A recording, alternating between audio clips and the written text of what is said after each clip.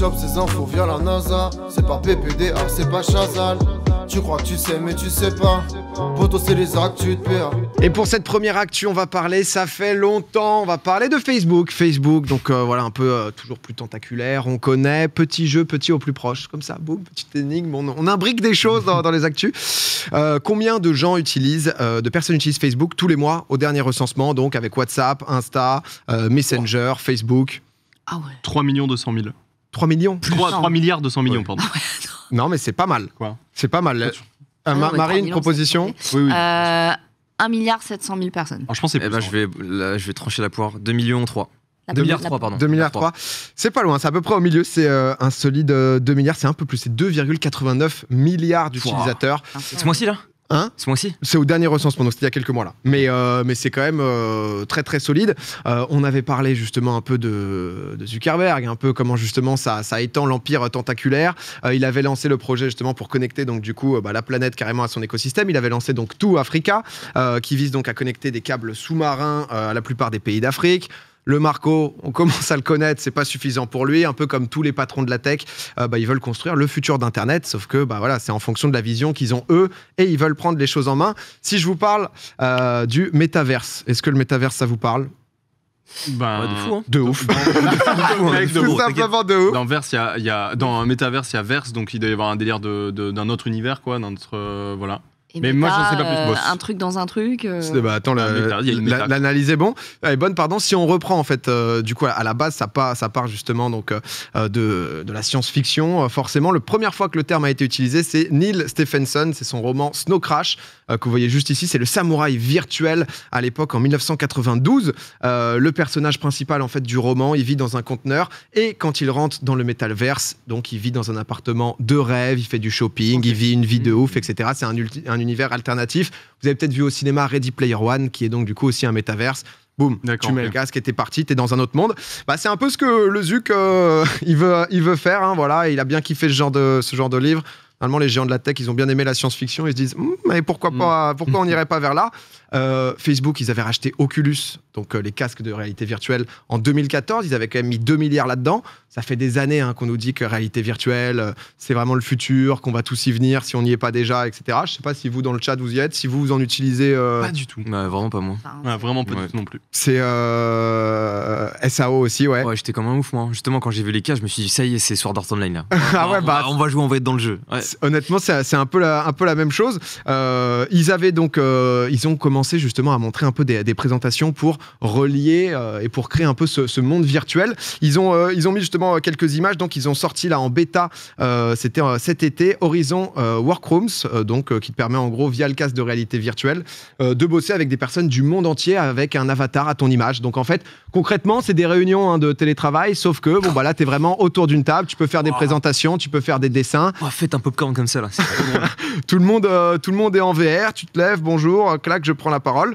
Donc ça, c'est en bêta, ils ont lancé ça justement, donc comme je disais cet été, pour le côté travail. Si jamais le taf, c'est quand même pas toute ta vie, il y a aussi Facebook Horizon classique, qui ça te permet donc de t'amuser virtuellement avec tes potes.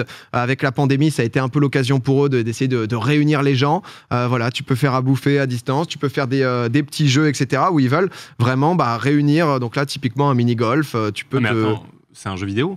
C'est un peu tout. Là, c'est-à-dire qu'ils avaient sorti le truc vraiment travail, donc pour créer tout un workspace, etc., qu'ils avaient aussi lancé de leur côté. Et ils se sont dit, on va aller un peu plus loin, on va aussi développer ce côté social. La pandémie a été justement un truc en plus. Facebook, ils ont envie de faire ça. Zuckerberg, c'est sa vision, il veut pousser là-dedans, mais c'est pas les seuls. C'est pas les seuls à vouloir créer leur métaverse. Vous connaissez sûrement Roblox, le jeu, donc du coup, en avril quand même.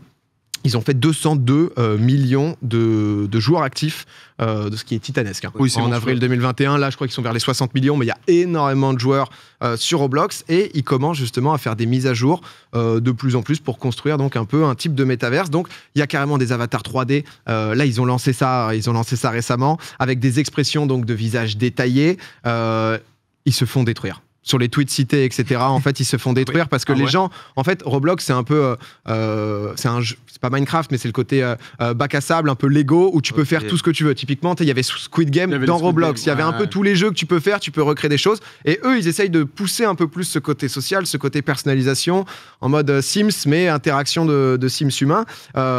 Les gens, ils ont dit que c'était pas du tout l'ADN du jeu, qu'ils voulaient pas ça les gens, que c'était juste un moyen de. C'est le côté nostalgique qui joue là. Ouais, c'est ça, si tu vois. mettais Minecraft avec des graphismes ultra HD, ultra poussés, et en mode Exactement, et surtout que eux, ils poussent un peu plus parce qu'ils sont carrément lancés, donc du coup, ils ont lancé des vêtements NFTisés. Ils se sont dit pourquoi pas, ça a l'air de pas mal marcher, on y va, en édition limitée.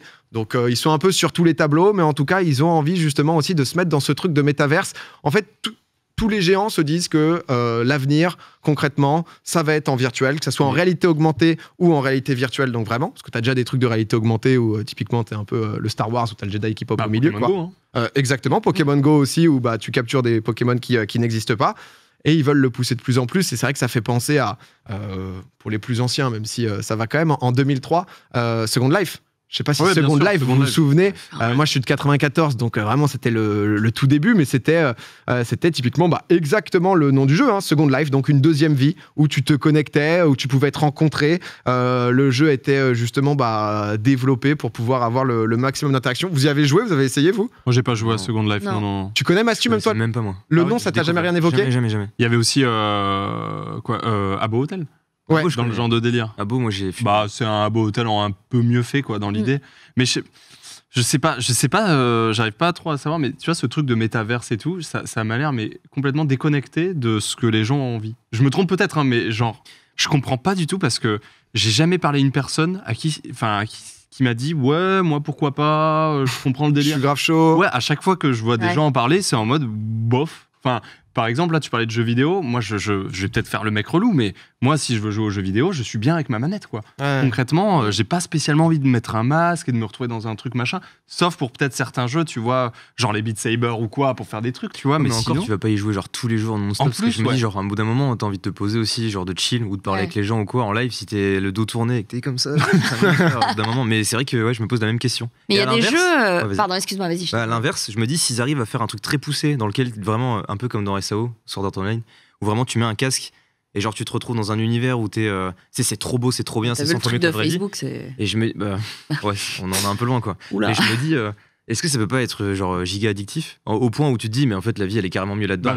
Second Life quoi finalement. Second Life vraiment en plus c'était pas le début d'internet mais il y a vraiment des gens qui ont décroché totalement et se disaient en fait ma vie elle est mieux là-bas quoi. Et c'est un peu ce truc là où Zuckerberg disait justement que ça va mettre du temps pour y arriver parce qu'il manque des choses typiquement l'odorat, l'essence, enfin tu sais pour vraiment pouvoir être plongé parce qu'il y a un moment où parfois tu peux quand même capter que juste le gars en face de toi tu lui serres pas la main quoi. C'est-à-dire que quand t'es mis dans le jeu. Un petit sondage peut-être pour savoir justement dans le chat aussi ce que vous en pensez. Dans l'ensemble, les gens étaient très d'accord avec Ponce. Marie, pardon, tu voulais dire je trouve ça... Ouais, c'est naze.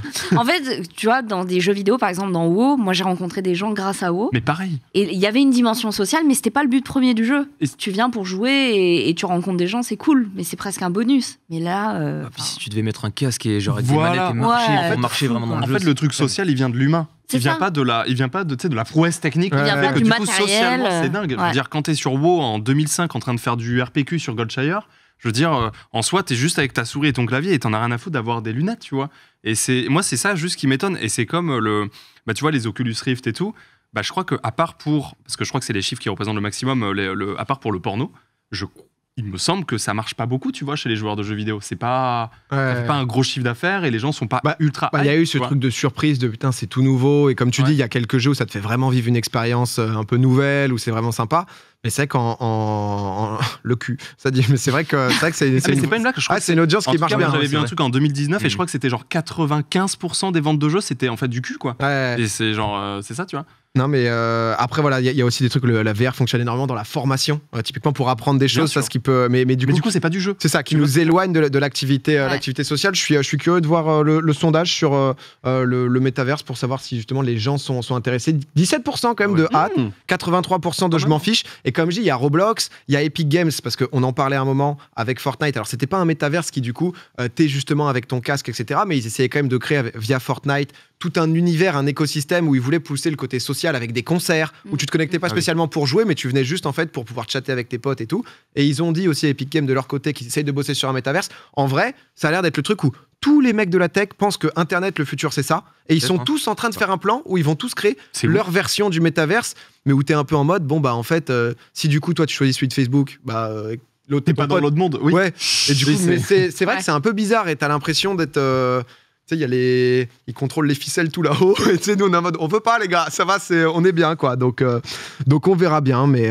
Je suis tellement curieux de voir ce qu'on dira de tout ça, genre dans 15-20 ans. Je suis tellement curieux de voir si ça va pas être le flop énorme ou finalement juste l'avenir. Dans 10 ans, mais c'est vrai qu'il y a le côté jeu vidéo, il y a le côté aussi, tu vois, travail, par exemple, avec tout ce qui était pandémie, etc. Je pense que ça a accéléré certaines choses. Donc, SAO, c'est l'avenir. On verra, en tout cas. Là juste, pardon, ils ont dit, justement, ils ont prévu donc d'employer 10 000 personnes sur ces 5 prochaines années au sein de l'Union européenne, Facebook. Donc, du coup, c'est quand même 16% de leur masse salariale actuelle. Donc, c'est quand même un très gros projet. Donc, ils veulent vraiment se mettre dedans. Il y a pas mal de gens qui disent aussi que c'est un peu l'Union européenne et Bruxelles, justement, ils ont les GAFA dans le pif et ils sont en train d'essayer de flairer pour calmer un peu tout ça. Et du coup, ça dit que potentiellement, Facebook essaye de passer un peu entre les mailles du filet. En vrai, le métaverse existe déjà, c'est Internet. C'est quand même... c'est ça. Tu comparais il y a 30 ans, on aurait eu cette discussion, on serait en mode, mais les cons, ils vont quand même pas... sur genre un téléphone, gros, ça va pas être ça, quoi. Oui, mais en tout cas, c'est un sujet qu'on va, je pense, entendre de plus en plus parce que les mecs, ils mettent beaucoup d'argent et juste, je sais pas si vous vous souvenez de la photo où t'as Zuckerberg qui passe au milieu, justement, à une conférence, je crois que c'était en 2016, et tout le monde est avec un casque VR et tu vois Zuckerberg en train de sourire, tu sais, au milieu de tout le monde et tout le monde est genre juste dans la lune. Ça avait fait beaucoup parler, ça faisait un peu la vision de Zuckerberg pour la suite. Enfin bref, ceci étant dit, vous avez l'information. Dernier sujet un peu plus léger, vous avez peut-être entendu parler, FIFA, eSport, c'est la merde. Puis voilà, je vous le dis, la bataille est engagée depuis 1993. Justement, ils sont ensemble. eSport peut utiliser la licence. Il y a eu PES récemment. Vous avez peut-être entendu l'énorme four qu'ils ont pris. PES qui est devenu donc du coup eFootball. Le jeu, c'est un des jeux les plus mal notés ever. On se rajoute quand même une petite photo de Léo Messi, de Varane, de Ronaldo. C'est quand même un jeu en 2021. Ils sont frais, quoi. Ah ben là, ils sont après le marathon. Là. C'est juste un... la préf fait toujours mal. Konami, donc ils avaient fait le choix donc de faire un jeu gratuit avec des packs à acheter, etc. Les mecs, ça a été bad buzz, ça a été absolument terrible. FIFA, la semaine dernière, il y a des chiffres qui étaient sortis sur les ventes justement des jeux. Ça, c'était les ventes des jeux en France. Voilà, donc t'as FIFA sur PS4, sur PS5, sur Xbox One. C'est les jeux les plus vendus. Hein, donc la fameuse stat. C'est le bien culturel le plus vendu en France tous les ans. Exactement. Sauf que là, ça commence à faire un peu beaucoup pour la FIFA qui est en mode les prix augmentent, on n'est pas content. Ils ont fait une déclaration justement directement destinée à hier. Hein, là, ça se voile même plus la face. Ils ont dit donc après la conclusion d'une vaste évaluation stratégique du secteur du divertissement électronique, la FIFA envisage avec beaucoup d'optimisme son avenir à long terme dans le marché des jeux vidéo et de l'e-sport. Pour les parties prenantes du football, les jeux vidéo et l'e-sport ne devraient à l'avenir pas dépendre d'une seule partie contrôlant et exploitant l'ensemble des droits. Oui. Concrètement, donc du coup, FIFA veut plus donner les droits d'exclusivité à eSport. Ils auraient demandé quand même 300 millions de dollars par an. Quand c'est en année Coupe du Monde, 1,2 milliard. Ça se fait bien. Non, je me suis trompé. C'est sur 4 ans, donc quand tu mets justement avec la Coupe du Monde, pardon, excusez-moi. C'est x4. Oui, c'était beaucoup. C'était beaucoup. Je me suis laissé emballer. Voilà. Ils ont dit beaucoup d'optimisme, hein, donc. Mais c'est quand même justement très cher et c'est techniquement le montant aurait doublé par rapport à ce qu'ils demandaient avant. Mais donc du coup, là, je crois que c'était hier, c'est le New York Times qui a dit que EA aurait déposé la licence eSports FC. Si jamais, donc peut-être que le prochain FIFA s'appellera eSports FC, on ne sait pas. Peut-être que la FIFA va créer son propre jeu, justement le développer lui-même. Peut-être qu'ils vont vouloir justement sur le marché du mobile donner la licence à un certain éditeur, sur le marché console à un autre. On ne sait pas trop ce qui va se passer, mais c'est vrai que peut-être que le FIFA 22, ça sera le dernier FIFA 22 de EA, on ne sait pas, mais c'est vrai que c'est... C'est peut-être une bonne chose pour le football, je sais pas. Bah ouais, c'est 22 vrai. en même temps, donc ça peut être aussi. Il y a beaucoup de gens qui en veulent à EA quand même. Hein. En même temps, concrètement, moi, ça fait pas longtemps là qu'on passe du temps avec le FC Simi notamment, mais moi, je trouve ça assez scandaleux, quoi. J'ai une caméra en 30 FPS sur un jeu que tu dois racheter tous les ans qui coûte 100 balles. Si tu veux le jeu sur PS4 et Play 5, parce que c'est pas crossplay, c'est-à-dire que tu peux pas jouer avec des potes qui sont sur Play 5, sur Play 4, etc. Non, c'est pas crossplay. Donc si tu veux les deux, parce que je sais pas, t'as des potes Play 5, Play 4, c'est 100 balles. Voilà. Le jeu, c'est... je suis désolé, mais c'est le même que l'an dernier. Alors certains vont dire, ouais, mais non, parce que la frappe technique est un peu plus longue. Oui, ok, il y a des trucs comme ça, mais genre... Bon, concrètement, c'est le même jeu, quoi. Et franchement, c'est quand même un peu un scandale, quoi, FIFA. Après, il y a Lord Genzu qui dit la FIFA qui critique le monopole, c'est un peu l'hôpital qui se fout de la charité. C'est vrai aussi. Ce qui est aussi clairement un bon point, mais c'est vrai que ça parle peut-être de Touquet. Ponce, tu achètes des jeux Nintendo qui sont remasterisés, c'est pire. Ah ouais, mais je chie dessus aussi sans souci. Hein, moi. Voilà, comme ça, il y en a un peu pour tout le monde. Mais j'ai l'impression que les joueurs FIFA, dès qu'on critique FIFA, ils sont mal, alors que même eux, ils critiquent FIFA. Non, tu vois, c'est que... Ce serait de mauvaise foi que de dire que chaque FIFA, c'est une dinguerie, quoi. Genre. Non, mais par rapport au mode FUT, il y a eu, on en avait parlé, il y a eu énormément de procès, ça avait été interdit en Belgique, aux Pays-Bas. Nous, ça avait changé et tout aussi. Donc on verra bien, mais c'est vrai que c'est peut-être. On parle pas de FUT, c'est vrai que FUT, c'est quand même. Non, parlons même pas de ça. Mais pour EA, petite clim là quand même, parce que c'est clair que c'est juste énorme, quoi. On joue à FIFA parce qu'il y a que ça. Mais en fait, c'est ça, tu vois. Ouais. Ça. Mais il y avait pas un moment où PES se vendait vraiment mal, mais était mieux, entre guillemets, en foot. J'avais entendu des trucs comme ça il y a des années. À l'époque, il y avait vraiment deux teams. Il y avait une team PES FIFA. Ouais, mais après il y a FIFA qui a écrasé PES. 90, quoi, 98. Je sais plus. Mais moi, j'ai un bon souvenir de PES, tu vois. Ah, PES, c'était la folie, hein. Mais c'est juste que ensuite, en fait, ça a été les licences. Hein. C'est ça qui a fait gagner EA aussi, ce qui peut être un problème justement. À terme là sans FIFA, même si la FIFA donne pas toutes les licences non plus, tu peux négocier avec les clubs directement. Typiquement cette année, ça fait 2 ans, je crois qu'il n'y a plus la Juventus, c'est Piemonte Calcio. Je crois que là il y a plus, je crois qu'il y a plus la Lazio Rome et Atalanta. Je crois qu'il y a 8 clubs qu'il y a plus maintenant dans FIFA. Mais c'est vrai qu'à un moment PES, quand tu jouais avec Zidoun et que tu pouvais jouer avec le vrai joueur, t'étais content de switcher. Donc ça a été quand même un gros moment. Enfin, en tout cas, on verra bien comment tout cela évolue.